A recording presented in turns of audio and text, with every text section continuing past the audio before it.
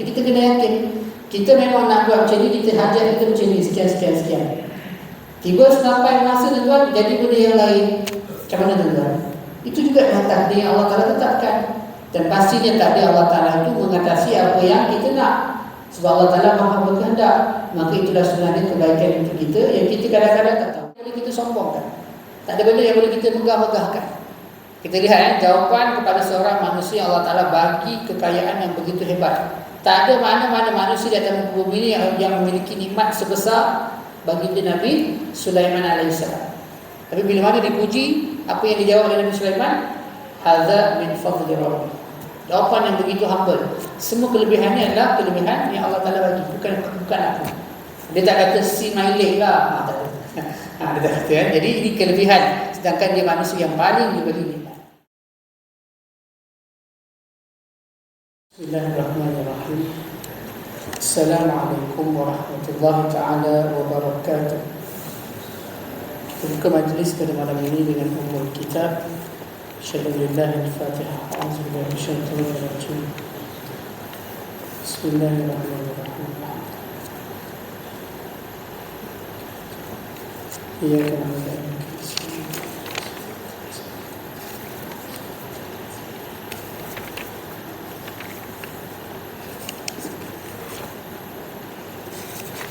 Alhamdulillah. Summa alhamdulillah nahmaduhu wa nasta'inuhu wa nastahdihi wa nastaghfiruh wa na'udzu billahi min shururi anfusina wa min sayyiati a'malina. Man yahdihillahu fala mudilla lahu wa man yudlil fala hadiya lahu. Asyhadu an la ilaha illallah wahdahu la syarika lahu wa asyhadu anna Muhammadan abduhu wa rasuluh. Allahumma salli wa sallim ala sayyidina Muhammad wa ala alihi wa ashabihi wa man tabi'ahum bi ihsanin ila yaumiddin. Subhanaka la ilma lana illa ma 'allamtana innaka antal alimul hakim. Wa la hawla wa la quwwata illa billahil aliyyil 'azim. Wa qala rabbi shrah li sadri wa yassir li amri wahlul 'uqdatam min lisani yafqahu qawli. Rabbi yassir wa la tu'assir, Rabbi tammim bil khair. Amma ba'd. Alhamdulillah, yang berbahagia Tuan Pengurusi, Tuan Imam, Tuan Bilal dan seluruh saf yang akan kuasa, seterusnya tuan-tuan dan puan-puan muslimin muslimat, para tetamu Allah yang dimuliakan. Alhamdulillah, syukur kita kepada Allah Subhanahu Wa Taala di atas kesempatan yang dikurniakan dapat sama-sama kita meneruskan pengajian ilmu kita pada malam ini. Mudah-mudahan ada manfaat dan keberkatan dalam majlis kita yang boleh kita ambil faedah dan kita amalkan insya-Allah. Jadi sebelum itu saya mohon maaf di atas keterlewatan. Ini memang balik lambat lagi ya. Saya tak tugas di sekolah lagi, sekarang saya tugas di IBG di office awal. Sampai rumah tadi kat pukul 6 tadi, ambil anak, beli makan semua. Maghrib awal sekarang tak ada. Dia rasa sikit.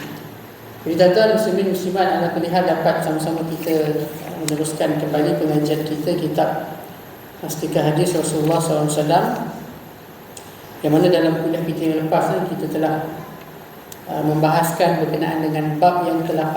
Bab ke-8 ni dia ada perbahasan hadis, dia lebih kepada kesimpulan daripada kitab jilid yang pertama kita berkenaan dengan akidah. Penyusunan jilid mukadimah tu tentang mukadimah Islam itu sendiri. Jilid pertama tentang akidah. Dan kita akan selesai dengan satu bab lagi, bab yang ke-9 yang terakhir. Jadi bab ke-8 ni secara ringkasan berkenaan dengan perbahasan kita daripada hadis-hadis yang telah kita bincangkan. Jadi setelah rukun-rukun dan asas-asas iman yang 6 yang telah kita bincangkan satu persatu, diterima oleh akal dan hati seseorang serta diakui dan diyakini kebenarannya, maka orang itu dinamakan orang yang beriman kepada Allah Subhanahu Wa Taala dan segala yang diwajibkan beriman kepadanya. Jadi di sini dinyatakan bila kita dah belajar, kita dah kenal tentang 6 rukun itu, kemudian kita mengakui dengan akal kita. Itu pentingnya bila kita belajar ilmu akidah ni tuan-tuan, dia beza dengan ilmu fiqh. Kalau kita belajar ilmu fiqh, dia berkaitan dengan hukum syarak. Hukum syarak ni asasnya 5 lah. Wajib lawannya haram, mustahil wajib lawannya haram, kemudian makruh lawannya sunat, satu lagi hukum harus. Ini disebut hukum syarak, ketetapan Allah Ta'ala. Adapun dalam pembelajaran ilmu akidah, kita belajar juga wajib. Tapi wajib bukan lawannya haram. Dalam akidah wajib lawannya mustahil. Satu lagi harus. Jadi ada 3 saja hukum. Yang mana 3 hukum ni dia bukan hukum syarak, tetapi dia hukum akal, hukum logik. Sebab apa tuan-tuan? Bila belajar akidah, kita nak tundukkan akal kita. Supaya apa? Akal kita tunduk dan terima dengan hati. Hati nak percaya, dia akal kena tunduk dulu, barulah kita boleh beriman. Itu namanya iman, percaya. Jadi kalau akal kita menafikan, bagaimana kita nak percaya? Jadi bila belajar akidah berkenaan dengan hukum akal. Satu lagi hukum adat. Beza juga. Hukum adat ni dia beza dengan hukum akal kalau orang beli. Contohnya apa tuan-tuan? Contohnya bila kita kata masuk dalam api tak terbakar, itu hukum akal ke hukum adat? Kerja homework sikit dah fikir. Masuk dalam api tak terbakar, kita potong tak putus, itu hukum akal ke? Di sudut akal ke di sudut adat? Itu sebenarnya di sudut adat. Dibahaskan di sudut hukum adat. Maksudnya hukum adat ni hukum kebiasaan. Kebiasaan api ni dia membakar. Kebiasaan bila potong ni dia terputus. Kebiasaannya itulah. Tapi boleh tak kalau masuk dalam api tak terbakar? Kita kata mustahil, tak mustahil. Berlaku pun dan belum berlaku pun. Sebab apa? Sifat yang membakar tu sebenarnya ialah Allah. Allah yang membakar. Api itu hanya asbab sahaja. Seperti mana peristiwa Nabi Allah Ibrahim AS dicampak dalam api. Beliau baginda bukan dia terbakar, bahkan baginda berasa sejuk. Kulna ya nar, kulna ya rab. Lupa ayat. Bab dan salaman. Allah Ta'ala perintahkan, wahai api, jadilah engkau sejuk dan selamat. Sejuk pun tak selamat, sejuk yang membeku dah, tapi hari ini sejuk dan selamat. Selesa untuk Nabi Allah Ibrahim. Jadi dari segi logik akal dia tak mustahil. Dia tidak mustahil sebab lawan wajib dengan mustahil. Jadi adakah mustahil? Tak mustahil. Begitu juga dengan peristiwa Isra' wal Mi'raj. Dan semua perkara-perkara yang mencari adat, kan? Ta'rif mukjizat itu sendiri adalah benda yang mencari adat, benda yang berlawanan dengan adat kebiasaan. Tapi adakah mustahil? Tidak mustahil. Kalau Allah Ta'ala yang menghendaki, tidak ada yang mustahil. Wa iza arada syai'an an yaqula lahu kun fayakun. Tidak, Allah boleh buat apa sahaja. Benda tu sama ada benda tu kebiasaan ataupun dia luar biasa. Jadi itu daripada perbahasan ilmu hukum adat dengan hukum akal. Itu pun kita kena bezakan. Beza antara hukum adat ni ialah benda yang biasa berlaku macam tu. Tapi boleh jadi kadang-kadang dia berlaku berlawanan dengan perkara yang biasa itu. Contohnya apa? Contohnya Maryam melahirkan anak tanpa suami. Mustahil? Tak mustahil sebab dia dah berlaku. Dan boleh berlaku. Bahkan Allah Ta'ala boleh ciptakan manusia tanpa mak dan ayah. Kalau Nabi Isa tu kita kata pelik sebab tak ada ayah, Adam tak ada mak ayah. Mak ayah pun tak ada. Boleh Allah ciptakan terus secara langsung. Jadi itu tidak mustahil, sebab Allah Ta'ala Maha berkuasa. Cuma dia menyalahi adat kebiasaan.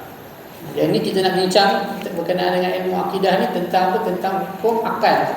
Akal boleh terima ke tak boleh terima? Kewujudan Allah Ta'ala ni dari sudut akal logiknya boleh terima ke tak boleh? Bahkan akal kata bukan boleh terima, akal kata wajib terima. Sebab mustahil kalau ada makhluk, tidak ada pencipta kepada makhluk. Jadi memang tak boleh diterima akal.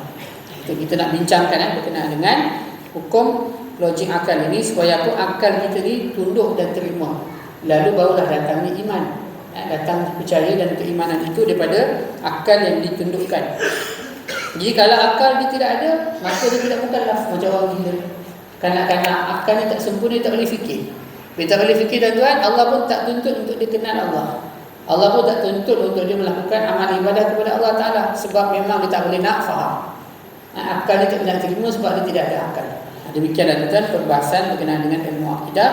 Dia sangat berkait dengan akal kita manusia. Dan Allah Ta'ala sebut banyak dalam Al-Quran, perintah untuk kita berfikir. Afala ta'qilun, apakah kamu tidak berfikir? Jadi nak kenal Allah Ta'ala memang kita wajib menggunakan akal. Bahkan itulah tuntutan utama kenapa Allah Ta'ala bagi manusia ni akal, untuk pertama sekali gunakan akal untuk kenal dia, kenal pencipta itu. Itulah tuntutan yang paling utama bagi akal itu. Jadi sangat rugi manusia yang ada akal tapi tak kenal pencipta dia, tak kenal Tuhan. Dia boleh kenal macam-macam makhluk, dia boleh buat macam-macam kajian sampai ada PhD, doktor, tapi pencipta dia sendiri tak kenal. Sedangkan mengenal Allah Ta'ala ni bukanlah sampai tahap kenal ada PhD baru kenal Tuhan, itu ada tahap yang minima. Kata ulama, memadai dia ada hujah. Kenapa kita kata Allah akan wujud? Tak, kalau tak tu tak berfikir. Paling tidak dia kata kenapa Allah wujud? Sebab dunia ni wujud. Jadi dunia wujud dia memerlukan kepada pencipta, dan penciptanya Allah Ta'ala. Seminima itu hujahnya, dah lengkap imannya, itu dia tidak taklid. Boleh dikatakan dia seorang yang beriman. Jadi mudah tuan, mudah sekolah rendah pun boleh buat. Jadi itu pentingnya kita mengaji. Tapi kalau dia tak mengaji tuan, sampai ketua dia tak ada hujah. Kenapa Islam? Tak tahu. Kenapa pegang agama Islam? Sebab agama nenek moyang. Itu bukan jawapan berfikir tuan. Itu jawapan malas berfikir. Dan demikianlah Islam suruh kita berfikir, berfikir dan mencari hikmah di sebalik apa yang berlaku. Macam sekarang tuan, apa yang berlaku di Gaza, saudara-saudara seagama kita yang diperlakukan sedemikian. Yang pertama sekali, wajib kita kena ada rasa sensitivity, kena ada rasa sakit hati. Bila saudara kita bayangkan mak ayah kita, pakcik kita, anak saudara kita dibuat macam tu tuan-tuan, sakit hati, memang sakit hati. Diperlakukan sedemikian, hari-hari dibunuh tuan-tuan dengan alasan-alasan yang tak masuk akal. Baru ni dia bom hospital Syifa tu. Kemudian dibuatlah teori tipu, dia kata apa, kat sini markas Hamas. Lepas tu dibuatlah video jumpa senjata. Itu semua boleh buat. Yang tak, sebab tak ada wakil-wakil dari PBB apa semua tentera. Macam mana yang dulu dibuat dekat Iraq tuan-tuan. Dia hancurkan Iraq, padanya ada senjata besar, senjata pemusnah. Sampai telah tak ada lupa kan. Tapi negara dah hancur. Nanti nak buat modus perangai yang sama. Ini perangai Yahudi tuan-tuan. Jadi kita wajib ada rasa sensitivity, solidarity. Jadi ini sebab ini tanda keimanan. Siapa yang tidak ada, kata Nabi SAW dalam sebuah hadis, siapa yang tidak mengambil kisah berkenaan urusan umat Islam, falaysa minna, maka dia bukan daripada kalangan umat aku. Sampai Nabi tengah umat orang yang tak ambil kisah tentang urusan umat Islam. Jadi itu juga sebahagian daripada tanda keimanan. Hadis yang dulu depan kita baca tuan-tuan, kata Nabi, tidak beriman seorang pun daripada kamu selagi dia tidak mengasihi saudaranya seperti mana dia mengasihi diri dia sendiri. Jadi kita, apa yang berlaku hari ini tuan, pertama kita kena ada tindakan. Sekurang-kurangnya kita berdoa. Kita berdoa, kita menzahirkan rasa marah kita, kebencian kita, solidariti kita. Mungkin hari ini mudah dengan medsos, dengan media sosial, kita boleh meluahkan betapa, dan kita boleh kongsi. Kalau kita lihat tuan-tuan, dengan kesan daripada medsos ni, apa kesan tuan-tuan? Berkesan tak berkesan? Bukan medsos hari ini, sangat berkesan sebenarnya. Walaupun kita tahu memang teknologi ni mereka yang cipta. Hari ini senjata ini makan tuan. Kenapa saya kata sedemikian tuan-tuan? Dengan medsos inilah hari ini banyak orang-orang kafir di barat hari ini dia telah terbuka mata, melihat bagaimana perangai sebenar Yahudi Israel, Zionis ni tuan-tuan. Yang baru ni saya tengok satu wawancara kepada siapa dia, Perdana Menteri Perancis tu. Lupa dia, itu kan seorang yang Islamofobia. Tapi dengan apa yang berlaku hari ini oleh kerajaan Israel, dia sendiri tak nak terima, dia kata. Teruk sangat itu maksudnya. Dia yang anti-Islam pun bila berlaku hari ini pembunuhan, dia pembunuhan yang berlaku dengan bom yang telah dijatuhkan di bumi Gaza 2 kali ganda lebih banyak daripada bom di Hiroshima dulu. Dahsyat dan hancur. Gaza hari ini seperti padang jarak, padang terpupuk. Disuruh kosongkan utara Gaza. Tapi dalam masa yang sama di sebelah selatan tu diturunkan bom juga. Sebenarnya pergi mana-mana pun akan mati. Senang cerita macam itulah. Memang dia nak hapuskan. Dia nak, sebelum ni memang dia dah tunjukkan peta yang terbaru 2024 tanpa ada perkataan Gaza. Maksudnya dia nak kuasai seluruhnya bumi Palestin itu. Itu tindakan kenapa diserang 7 Oktober baru ni. Sebab apa tuan-tuan? Orang Islam sendiri dah melupakan Gaza, dah melupakan perjuangan orang-orang Palestin dengan meyakini melakukan normalisasi, menerima Israel. Banyak dah 4-5 negara Arab yang dah membuat persetujuan dan pengiktirafan Israel sebagai sebuah negara. Jadi tindakan itu nak menunjukkan kepada dunia yang mereka ini masih lagi wujud. Bagus. Kalau kita tahu tindakan dan kesannya ialah mereka terpaksa bayar dengan nyawa mereka. Tapi kita lihat dengan apa yang berlaku tuan-tuan, apa kesannya tuan-tuan, berapa ramai hari ini orang-orang kafir di barat yang peluk Islam. Contoh boleh tengok dalam medsos. Ada yang artis LGBT yang dia baru meninggal. Dia masuk Islam 2018. Sebab apa? Sebab simpatinya kepada Gaza, Palestin. Lalu dia mengkajilah macam mana orang-orang Islam Palestin ini begitu kuat kekuatan iman mereka itu sehingga mereka ini sanggup menghadapi tindakan dan juga bedilan-bedilan daripada musuh-musuh itu mereka mentahankan. Hebat. Jadi memang orang barat tengok orang Palestin ini hebat. Sehingga mereka nak mengkaji apa yang menyebabkan mereka jadi hebat. Mereka mengaji, mereka mengkaji tentang Islam, baca Al-Quran. Akhirnya mereka masuk Islam. Banyak. Bukan seorang dua orang tuan-tuan, tapi terlalu banyak. Sebab apa? Sebab hasil daripada pengorbanan orang-orang Palestin itu. Ini Allah Ta'ala sebut wa makaru wa makarullah wallahu khairul makirin. Mereka merancang dengan pelbagai tipu daya dan juga hilah untuk memadamkan cahaya-cahaya Islam ini. Tetapi Allah Ta'ala sebut Allah juga maha merancang. Dan perancangan Allah Ta'ala adalah sebaik-baik perancangan. Maka yang berlaku sebaliknya. Mereka cuba untuk memadamkan, mematikan orang Islam. Tapi akhirnya berapa ramai dari orang Islam orang yang bukan Islam membunuh Islam disebabkan apa yang mereka lakukan. Macam peristiwa 11 September dulu juga. Kononnya nak tuduh Islam sebagai pengganas, teroris. Akhirnya barat penuh dengan orang Islam. US sendiri kita tengok. Walaupun bendera Palestin dan tuan tidak berjaya dikibarkan di bumi Palestin sendiri, tapi kesannya hari ini kita tengok seluruh dunia mengibarkan bendera Palestin. Abang pakai bendera Palestin baju. Kat belakang. Baju Palestin kan. Sampai bukan negara Islam, sampai ke Brazil sana, Colombia, hatta di Israel sendiri kita tengok orang-orang Yahudi Ortodok mengibarkan bendera Palestin. Mereka pun menolak kegelojohan Zionis ini dalam mereka ni nak mendirikan negara haram itu. Maksudnya sebahagian daripada orang Yahudi itu kita tak terima. Dan hari ini berbondong-bondong orang Yahudi keluar lari daripada Palestin. Bagus. Itu besar dia sebab mereka rasa tak selamat. Sebenarnya mereka rasa mereka selamat di negara tersebut sebab apa? Ada kerajaan yang paling hebat. Kononnya ada tentera yang tak terkalah. Tiba-tiba dengan Hamas tuan habis terkencing-kencing tuan. Dengan jener-jener dia pun tangkap. Teruk sangat tuan. Jadi menghilangkan kepercayaan orang Yahudi di Palestin sendiri. Berbondong-bondong hari ini mereka lari keluar, tinggalkan bumi Palestin. Mereka nak halau orang Palestin, tapi yang berlaku orang Yahudi sendiri yang lari daripada Palestin. Ini hikmah tuan. Penting kita ada akal, kita berfikir dan kita nampak hikmah di sebalik apa yang Allah Ta'ala jadikan. Walaupun kita tahu memang benda ini menyakitkan, terutamanya bagi orang Gaza itu sendiri. Patang lain sebuah pada tuan-tuan, berat mata memandang, berat lagi bahu memikul. Tapi hikmah di sebalik ini tetap ada. Setiap keburukan, setiap kesakitan yang kita tanggung, dia akan ada kesenangan, akan ada kebaikan di sebalik apa yang berlaku. Ini kita perlu kepada akal tuan-tuan untuk kita melihat dan kita bersangka baik kepada setiap takdir Allah Subhanahu Wa Taala. Jadi tuan-tuan, dengan pengertian yang demikian, maka iman seseorang itu adalah satu perkara yang batin, yang tersemat dan tetap di dalam hati dan jiwa kita, jiwa manusia itu.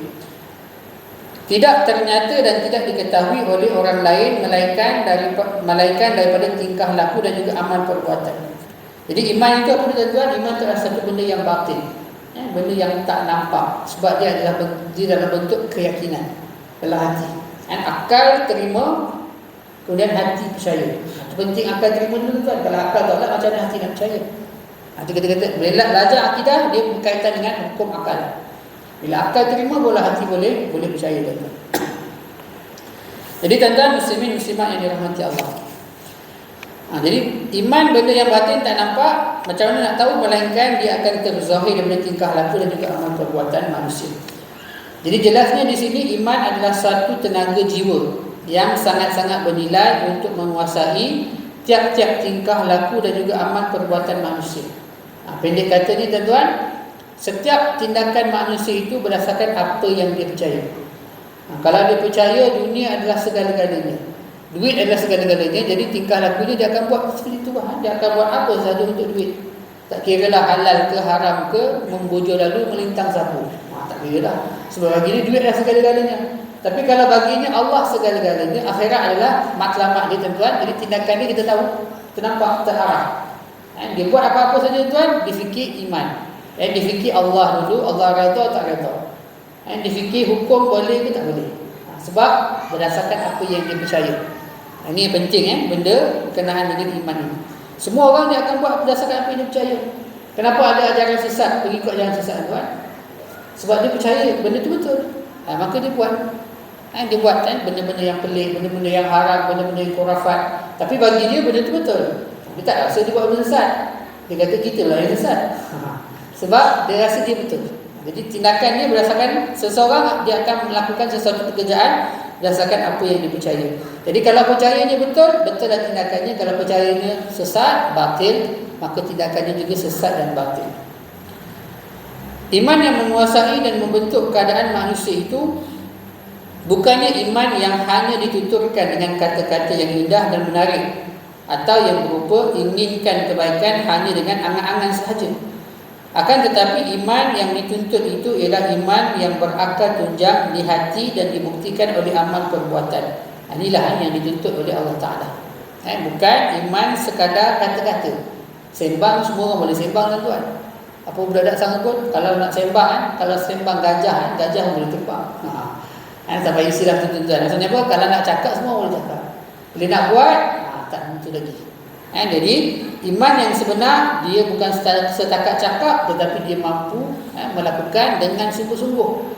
Bagaimana kita tengok orang-orang Palestin sampai sanggup untuk korbankan nyawa.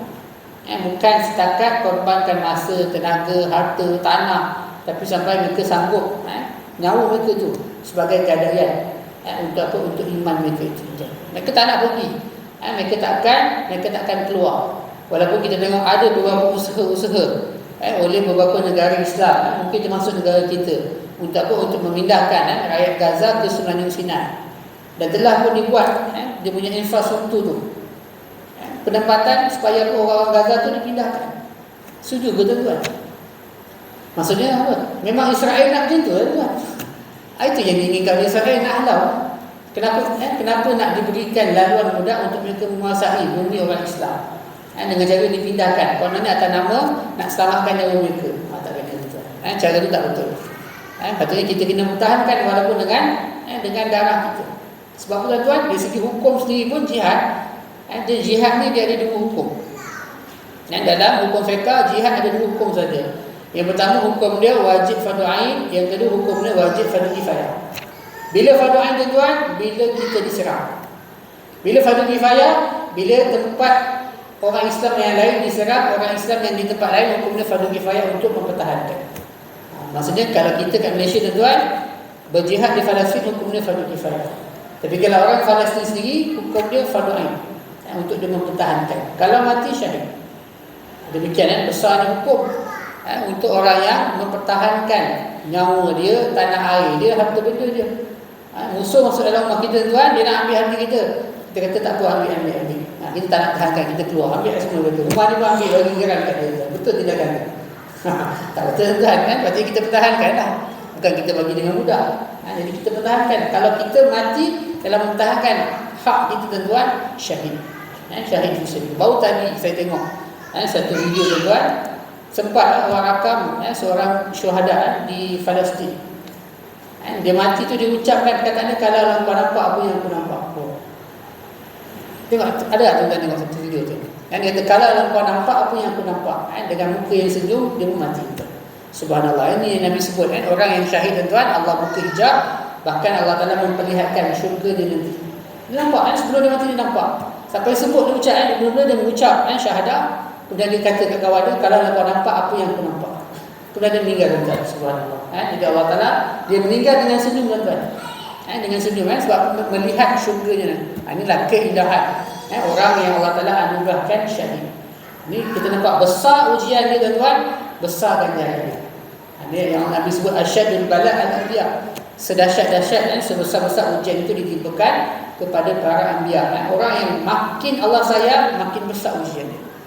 Tapi syaratnya apa tuan-tuan? Syaratnya dia kena terima, dia kena redha, dan dia kena Seperti mana yang dilakukan oleh Nabi, oleh orang-orang soleh menerima ujian yang besar, mereka tidak berputus asa, mereka tidak berpaling daripada rahmat Allah Ta'ala, dan mereka sentiasa bergantung kepada Allah Ta'ala. Ini kekuatan, kekuatan yang tidak ada kepada orang-orang yang beriman.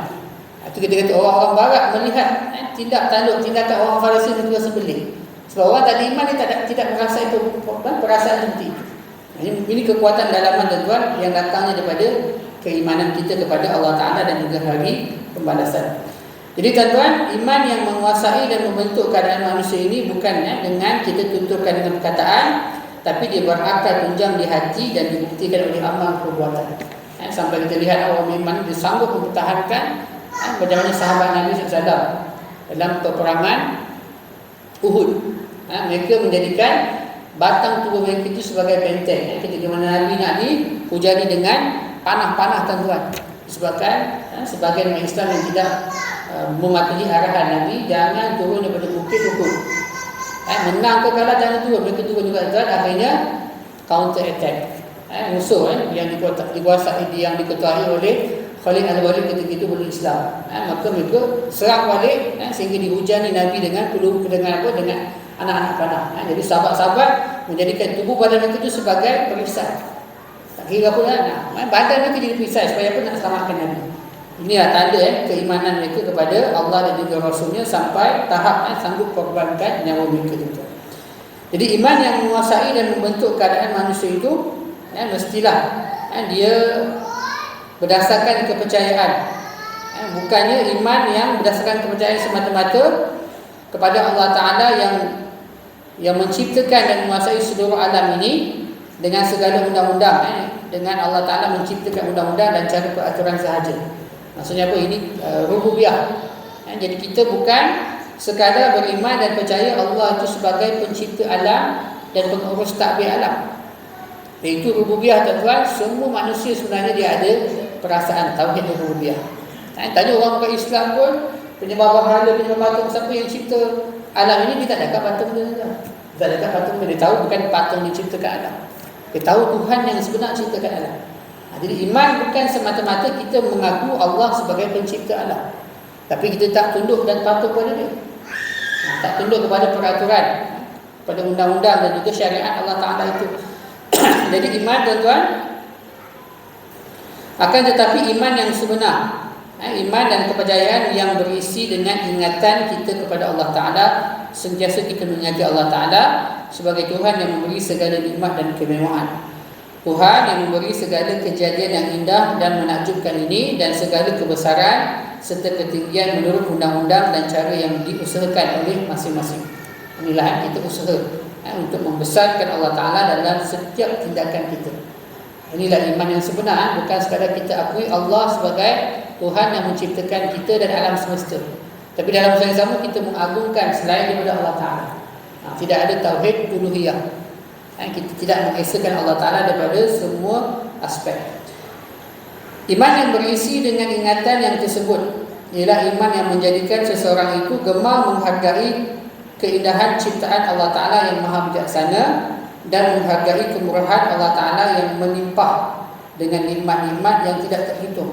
Atau bahasa mudahnya, dengan iman yang sempurna inilah menyebabkan kita mudah bersyukur, mudah kita ada rasa berterima kasih kepada Allah Ta'ala dengan setiap pemberian Allah Ta'ala. Dan tanda syukur kita pula tuan-tuan, kita ada rasa syukur, rasa berterima kasih kepada Allah Ta'ala atas setiap yang berlaku. Kalau tuan-tuan tengok video-video orang-orang Palestin, bila ditanya perkataannya mula-mula mereka suka apa tuan? Alhamdulillah. Dengan diuji macam-macam tuan-tuan, kematian demi kematian di keluarga, perkataan pertama keluar dari mulut dia, Alhamdulillah. Subhanallah. Diberi ujian, diberi musibah, ucapan yang pertama keluar, Alhamdulillah. Agak-agak kuat tak mereka ni. Kita tuan-tuan maki apa tuan? Baru tersempak apa tu, benda dulu kita dah maki dia tuan-tuan. Itu ujian yang kecil tuan. Baru ujian sikit kita dah mula dah. Ni kematian demi kematian, rumah hancur berdebu. Alhamdulillah. La haula wala quwwata illa billah. Ini perkataan-perkataan yang keluar daripada mulut orang beriman tuan. Sangat-sangat menunjukkan betapa kuatnya keimanan mereka, dan mereka ni memang layak. Layak mereka diuji dengan ujian yang besar itu, sebab mereka layak untuk mendapatkan kenikmatan yang besar, iaitu syahid. La yukallifullahu nafsan illa wus'aha. Allah tak akan menguji seseorang itu berdasarkan kecuali berdasarkan kemampuan masing-masing. Jadi kenapa kita tak diuji dengan ujian yang besar tu kan? Iman kita lemah tu. Tak cukup syarat lagi kita untuk diuji dengan ujian yang sebesar itu. Itu menunjukkan mereka ni orang yang Allah Ta'ala muliakan. Dan memang bumi bumi Syam itu sendiri memang bumi yang sepanjang sejarah, bukan hari ini tuan, sepanjang sejarah daripada dahulu sampai hari ini, dia adalah bumi yang subur dengan darah-darah syuhada. Banyak nabi-nabi yang dibunuh di sana tuan-tuan. Jangan kita orang Arab, nabi-nabi Bani Israel. Ada riwayat mengatakan Bani Israel telah membunuh lebih kurang 400 orang nabi bangsa dia sendiri. Termasuklah Nabi Zakaria yang digaji di Palestin. Nabi Yahya yang dibunuh juga di bumi Palestin. Nabi Isa yang hampir nak dibunuh, tapi Allah Ta'ala selamatkan, angkat ke langit. Jadi banyak nabi-nabi yang rasul-rasul yang telah syahid di bumi tersebut. Bumi yang penuh dengan keberkatan. Sehingga Nabi berdoakan, Allahumma barik lana fi Syami 3 kali. Ya Allah, berkatilah bumi Syam, berkatilah bumi Syam, berkatilah bumi Syam. Ini bumi yang penuh dengan keberkatan. Jadi berkat itu menyebabkan orang Islam di sana ada kekuatan dan ada keberanian. Dengan batu juga orang Israel takut. Balik batu takut. Budak kecil, bayi pun dia takut tuan sampai dibunuh. Memang mereka sengaja bunuh. Sebab mereka takut kalau bayi kanak-kanak ni membesar, dia akan menjadi pejuang-pejuang yang akan menyerang mereka. Jadi bayi itu pun dia nak bunuh sebab dia takut. Itu menunjukkan betapa penakutnya Yahudi tuan-tuan. Memang bangsa, bahkan dibuktikan dengan kajian genetik.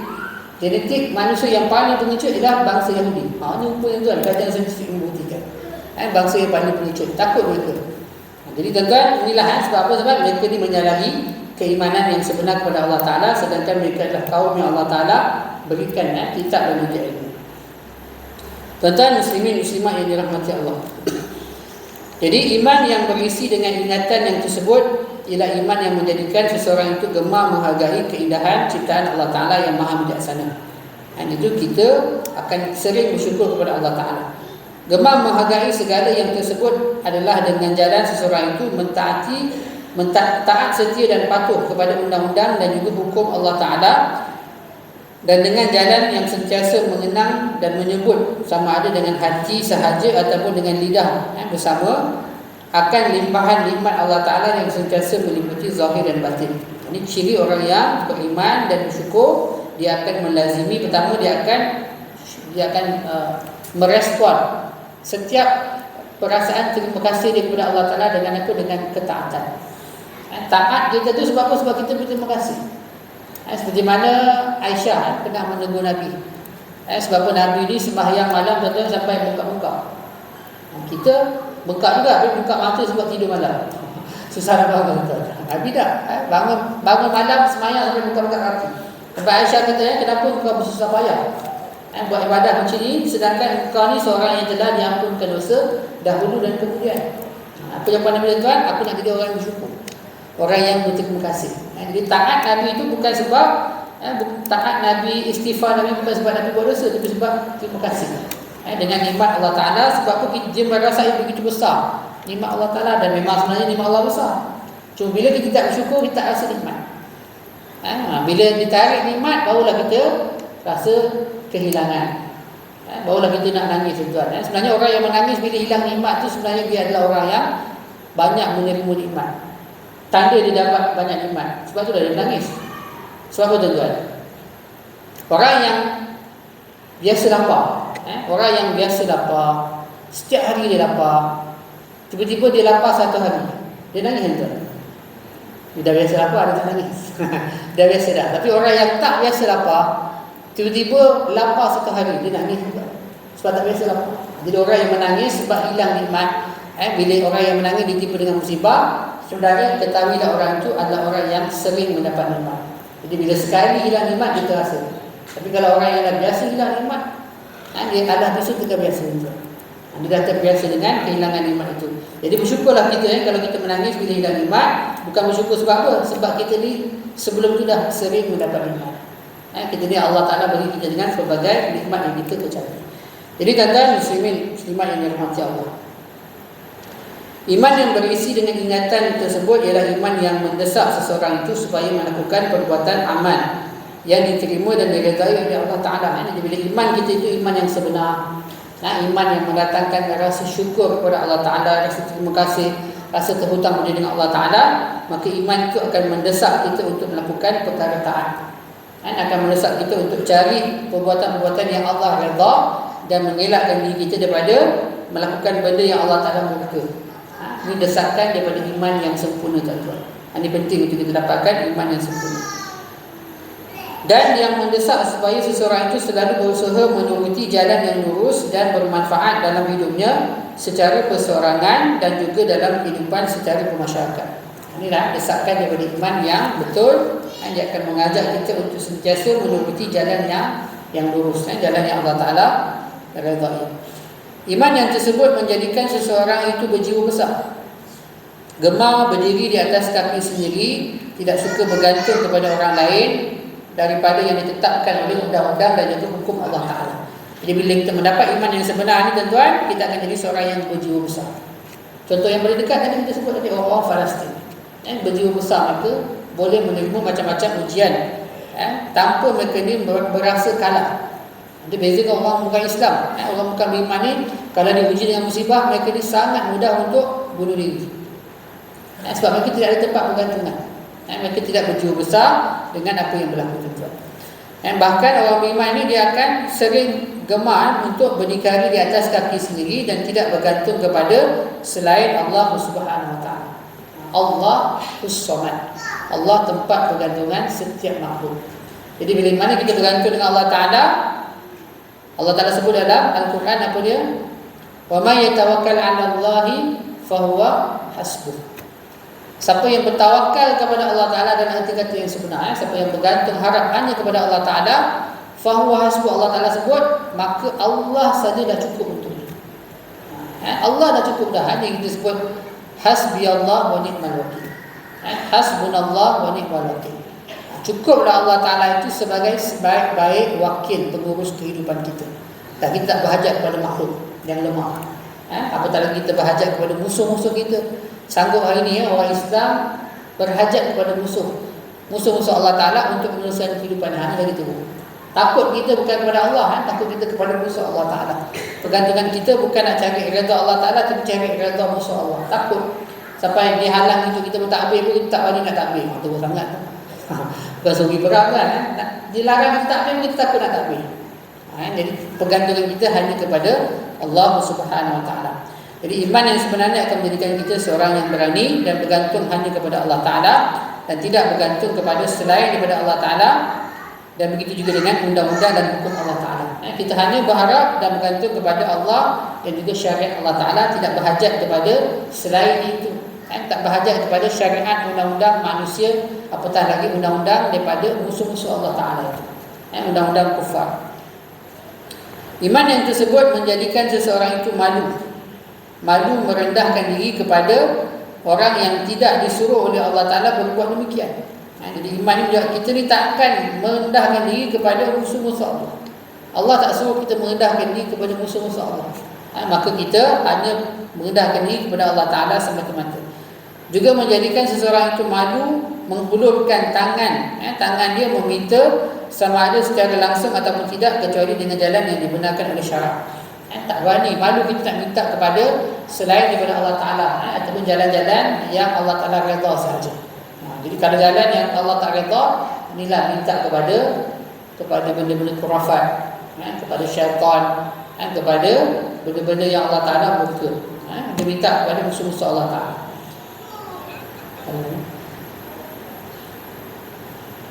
Sewaktu azan dulu. Cepat. Jadi tuan-tuan muslimin muslimat yang dirahmati Allah, iman yang tersebut, iaitu iman yang sempurna itu melarang seseorang supaya jangan sekali-kali berlaku sombong dan bermegah-megah, kerana segala kekuasaan, kebesaran, kekayaan dan kebijaksanaan adalah semuanya pinjaman daripada Allah Subhanahu Wa Taala, dan tidak ada sesiapa pun yang mengetahui bilakah tiap-tiap satu itu akan diambil kembali oleh Allah Ta'ala. Jadi dia sedar segala kelebihan yang Allah bagi kepadanya itu adalah pinjaman semata-mata. Jadi bila kita tahu, kita sedar itu adalah benda pinjam tuan, kita nak memegah lah. Dia takkan kan? Iman yang sempurna menyebabkan orang yang beriman dia tidak akan sombong, dia tidak akan bermegah dengan pinjaman yang Allah Ta'ala titipkan itu. Sebab dia tahu benda itu akan sampai masa dia ambil. Sama ada dia hidup ke, dia tak hidup ke, sampai masa dia akan. Hak Allah Ta'ala, inna lillahi wa inna ilaihi raji'un. Semua itu datang daripada Allah dan dia akan kembali kepada Allah. Bukan saja nyawa, segala-galanya. Harta kita ke, anak kita ke, suami kita ke, macam kematian berlaku demi kematian. Kalau dia tak mati ketika barang pun dia akan mati juga. Dan dia kata dia pasti akan meninggalkan. Sebab semua datang daripada Allah dan dia akan kembali balik. Maka tidak ada benda yang boleh kita sombongkan. Tak ada benda yang boleh kita megah-megahkan. Kita lihat jawapan kepada seorang manusia yang Allah Ta'ala bagi kekayaan yang begitu hebat. Tak ada mana-mana manusia di atas muka bumi ini yang memiliki nikmat sebesar baginda Nabi Sulaiman AS. Tapi bila mana dipuji, apa yang dijawab oleh Nabi Sulaiman? Hadza min fadli rabbi. Jawapan yang begitu humble. Semua kelebihannya adalah kelebihan yang Allah Ta'ala bagi, bukan aku. Dia tak kata si my leg lah. Tak ada. Dia tak kata kan. Jadi ini kelebihan, sedangkan dia manusia yang paling diberi nikmat. Tuan-tuan muslimin muslimat yang dirahmati Allah, kita sambung sikit lagi. Jadi iman yang tersebut, iman yang sempurna berdasarkan ke-6 rukun iman yang kita bahaskan sebelum ini. Iman ini bukan sahaja membentuk manusia itu menjadi baik dan bahagia dengan amal-amal soleh kepada Allah Ta'ala, akan tetapi iman tadi juga membentuk pemikiran dan perasaan manusia supaya menghargai sesama manusia secara umumnya sebagai saudara seketurunan, dan khususnya manusia Islam sebagai saudara seagama, seakidah. Juga menghargai makhluk-makhluk yang lain sebagai makhluk Allah Ta'ala. Kita tahu ini kesan daripada iman yang sempurna. Kita ada perasaan menghargai sesama manusia, umumnya yang sama keturunan, khususnya sama agama. Kita dengar macam terbalik. Jadi pengarang kitab ini meletakkan hubungan sesama keturunan ini secara umum, tapi secara khusus lagi ialah hubungan sesama akidah. Maksudnya apa tuan-tuan? Hubungan sesama akidah dia lebih kuat ikatan dia daripada hubungan sama keturunan nasab tapi tak sama akidah. Tak kuat kan? Lainlah kalau dua-dua akidah pun sama, kemudian satu keturunan, yang memang kuatlah hubungan dia. Tapi kalau sama keturunan, sama nasab tetapi tidak sama akidah, ikatannya tidak kuat. Bahkan dia akan terlerai, dia akan terpisah di akhirat nanti. Sebab satu akan kekal dalam neraka dan satu kekal dalam syurga. Walaupun antara mak dengan anak, antara ayah dengan anak, antara suami isteri, kalau berlainan akidah, maka ikatan itu akan terlerai. Adapun hubungan sesama akidah dan Tuhan, kita akan bersama-sama selama-lamanya dalam syurga kelak. Ini hubungan yang lagi kuat. Maka saudara se-Islam, se-akidah kita adalah satu hubungan yang khusus, yang begitu kuat. Inilah orang yang beriman, dia akan menghargai hubungan tersebut, bahkan menghargai juga makhluk-makhluk yang lain selain daripada manusia, iaitu hubungan kita dengan alam ini, dengan binatang, dengan tumbuh-tumbuhan. Maka kita tidak akan melakukan kerosakan di muka bumi. Itu dalam Islam tuan. Dalam berperang pun kita ada adab. Tak boleh bunuh wanita, tak boleh bunuh orang tua, tak boleh bunuh kanak-kanak, tak boleh potong pokok, tak boleh musnahkan rumah ibadah. Dalam Islam bukan Nabi ajar. 1400 tahun lebih, dekat 1500 tahun dah kita dah ada undang-undang. Sebelum undang-undang PBB Geneva tetapkan, kita dah ada peraturan dalam peperangan. Adab kita tu dengan alam pun kita jaga. Demikianlah orang beriman. Iman yang tersebut mempunyai ikatan yang kokoh dengan amal perbuatan seseorang. Bila kita ada iman yang sempurna, iman dengan amal dia ada ikatan yang begitu kuat. Sama seperti ikatan tabiat seseorang dengan tingkah laku dia. Contohnya seseorang yang bersifat berani.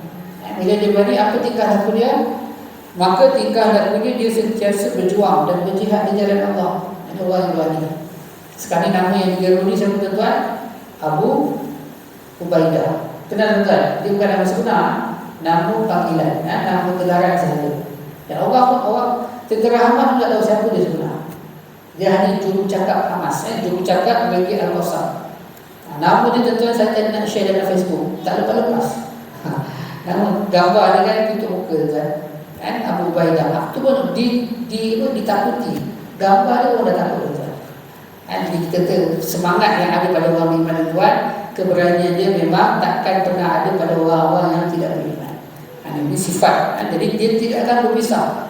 Bila dia beriman, bila dia berani, tingkah lakunya dia akan sanggup berjuang. Dia akan buat apa sahaja. Dan orang yang bersabar, orang yang pemurah, sifat orang yang pemurah, maka bagaimana tingkah lakunya, tentulah ini selalu memberi dan menolong orang lain. Dia orang yang pemurah, dia sentiasa ingin membantu orang lain. Demikian juga halnya orang yang mempunyai iman yang tersebut, maka dia sentiasa menzahirkan kepercayaan itu dengan berusaha menjalankan apa sahaja amal-amal soleh untuk mendatangkan redha Allah Ta'ala, kebaikan dirinya dan masyarakatnya, juga untuk kebaikan makhluk-makhluk keseluruhannya. Sebab apa? Sebab dia yakin inilah kebaikan, dia akan dapat segala pahala daripada semua kebaikan itu, walaupun sebesar zarah, walaupun dia buat baik pada binatang, ada pahala ke tuan? Dia bagi makan kucing tuan. Memang dah ada hadis sebut. Ada hadis yang mana wanita yang bagi minum anjing saja tuan, wanita pada Israel kisah zaman Bani Israel bagi anjing tuan, walaupun dia seorang ahli maksiat, dia seorang pelacur. Kebaikan daripada anjing itu tuan mungkin daripada kecil je. Orang tak heran kalau tolong pada anjing tuan, bukan tolong pada manusia. Tapi kecil di sisi manusia belum tentu kecil di sisi Allah. Bahkan Nabi sebut disebabkan kebaikan yang kecil bagi anjing minum air itu yang menjadi asbab Allah Ta'ala ampunkan semua dosanya dan masuk syurga. Subhanallah. Jadi bukan benda yang kecil. Kita kata kebaikan-kebaikan yang kecil jangan kita pandang lekeh. Setakat petik sampah je. Mungkin asbab petik sampah itu benda yang kecil, kita ikhlas. Ikhlas menyebabkan Allah Ta'ala terima amalan itu, hingga Allah Ta'ala mengampunkan segala dosa-dosa yang lain. Subhanallah, kita tak tahu. Jangan kita meremehkan mana-mana amal soleh walaupun amal yang kita nampak macam kecil. Kadang-kadang bila buat besar ni dia lebih mudah riak. Bila buat kecil ni nak riak, apa kita kata benda kecil, tapi mungkin kecil tu yang ikhlas. Dan itu menjadi asbab Allah Ta'ala terima segala amal kita. Jadi hubungan kita dengan alam tu kita kena jaga. Sebab Islam memang menuntut untuk kita menjaga alam ini. Jadi iman yang tersebut menjadikan seseorang itu tabah hatinya dan tekun dan sabar dalam segala keadaan. Jadi iman yang sempurna ini akan menyebabkan kita menjadi seorang yang tabah hati. Lawan tabah apa tuan? Orang yang bersifat tabah, lawan dia ialah tabah ni dia boleh terima. Lawan dia ialah dia tidak akan, dia tak boleh nak terima, dia tidak bersyukur, dia akan mengalah, dia akan give up, dia akan berputus asa. Tekun, lawan tekun ialah tekunnya bersungguh-sungguh. Orang beriman dia akan buat benda dengan sungguh-sungguh.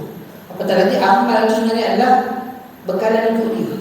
Kalau dia semayang, dia akan semayang dengan sungguh-sungguh. Dia wuduk dengan sungguh-sungguh. Dia menuntut ilmu dengan sungguh-sungguh. Sebab apa?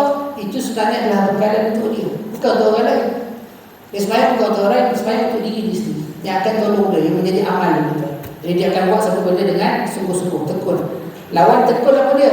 Buat secara malas. Orang beriman dia akan buat sungguh-sungguh. Orang yang tak beriman dia buat secara malas. Dia belajar pun dia malas, dia semayang buat ibadah pun secara malas.